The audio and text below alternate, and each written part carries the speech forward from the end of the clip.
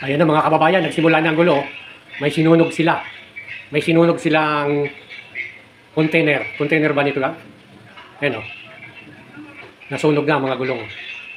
Tapos binabato nila yung mga pulis na nandun sa kabilang side. Ayan. Yun, mga pulis na binabato nila o. Yun guys, so yun. Simula na ang gulo. Matindi na to. Isang container van sinunog. Hindi natin alam kung anong grupo ito. Yan o, mga markang bungo ang kanilang flag. Ibig sabihin, patay kung patay. Markang bungo guys o.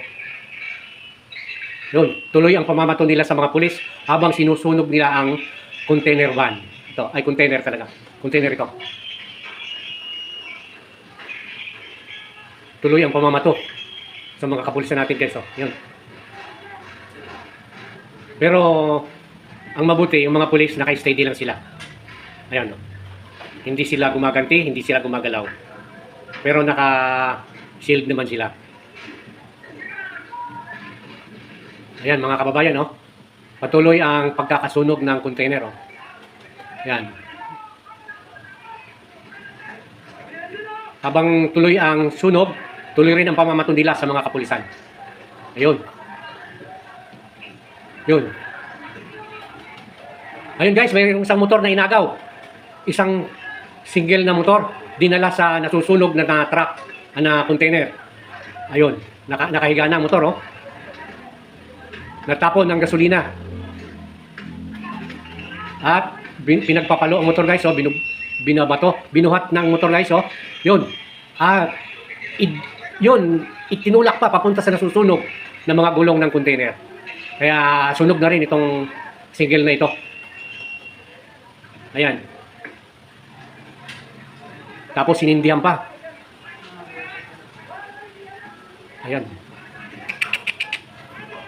Tumitindi na guys ang galit ng mga mamamayang Pilipino na sinakyan itong mga taong nanununog na ito. Mga markang bungo. Hindi natin alam kung anong grupo ito guys.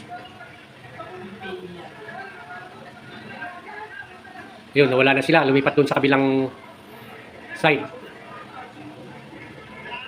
Matapos sunugin ang container, tapos iginatong pa nila yung isang single na motor. Nangawalaan na naman sila na lumipat siguro dun sa kabilang side. Habang tuloy-tuloy ang pagkakasunog ng container at ang motor na single. Matindi. Yun, sumabog. Sumabog na guys yung single na motor. Lilipat tayo guys sa kabila. Thank you. Bye-bye.